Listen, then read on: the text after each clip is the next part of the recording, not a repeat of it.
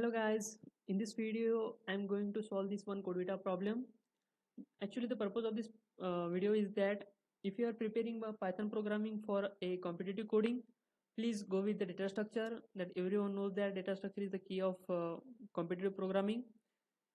Actually if you are preparing C++ without data structure, it is well and good, but it didn't happen with Python complexity is quite higher than C and C++. So what happened when we had appear first time at the our CodeVita, at the time of our CodeVita, we had went went with a simple Python programming concept, and we didn't prevail in that.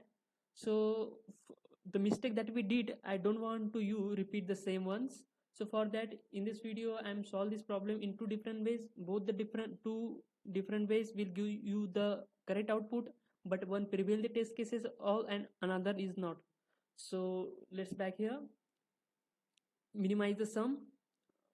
Here in that problem we have given one array, and n is the array size, k is the kth iteration, and every kth iteration we have to find the maximum element in that array.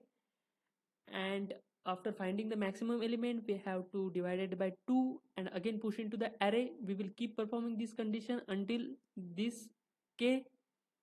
So here we have given input. 4 is the array size of array, 3 is the kth iteration, and for the first kth iteration find the maximum element of the array, which is a 20 here, and we have to divide it by 2, make it 10, again push into the array. For the second operation, maximum element of the array is 10, again floor division by 2, make it 5, again push into the array 5. And for the third case is also same. After performing all these 3 kth iteration, here k is 3, we have to sum up all this array element and print this sum on the console. So here is 17. So let's get back to our Jupyter notebook. So here the first way of programming I'm going to solve. N is the array size, k is the kth iteration, list, map, int input dot split, then array equal to same here,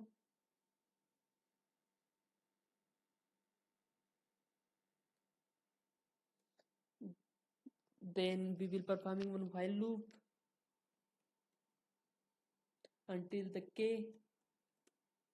Here for each iteration, kth iteration, we have to find the maximum element. So for that we have the max function in Python. Then we have to delete that maximum element from the array. For that we have the remove function.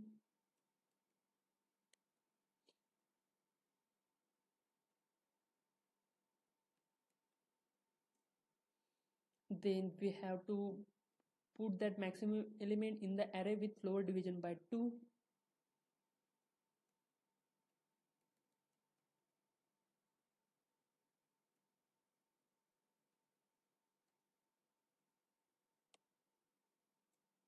Then k equal to k minus 1. Then print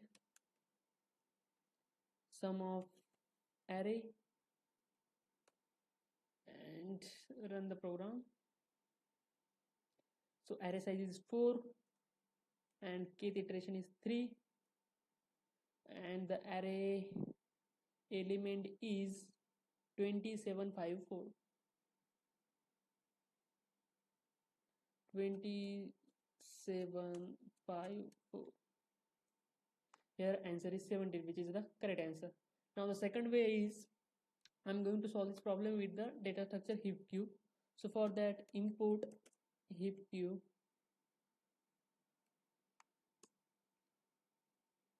So here the test cases is int input. Here we didn't mention the test cases, we can do it also. Then take a one while loop,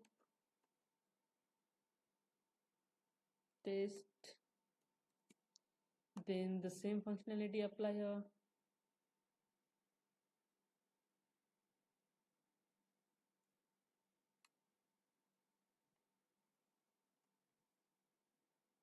Now one thing I want to tell you that in Python we don't have the maximum heap queue functionality.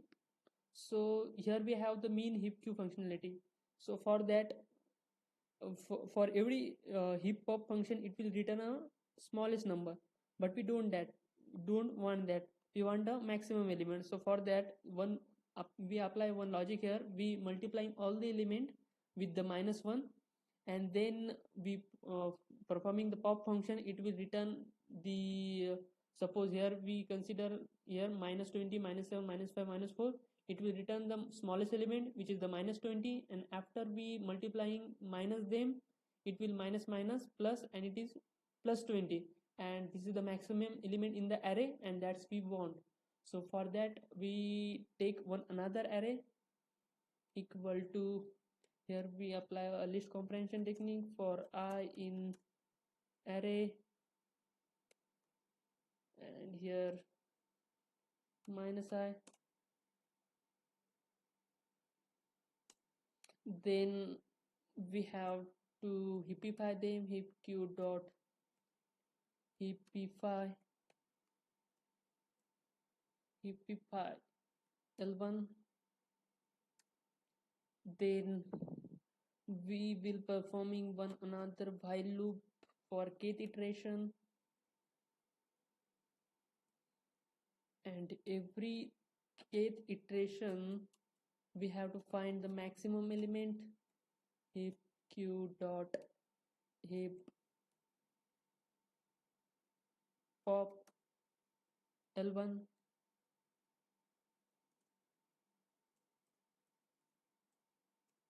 Then heap q dot heap push in L1. What we want to push, we want to push top floor division by 2, but here top is -20, but we want a +20. So here minus sign is applied, and after append in L1 again, we want to maintain the same procedure. Here for that we multiply the -1 sign. Then after that k equal to k -1, and test equal to test -1. After that print sum of L1. Then we run the program.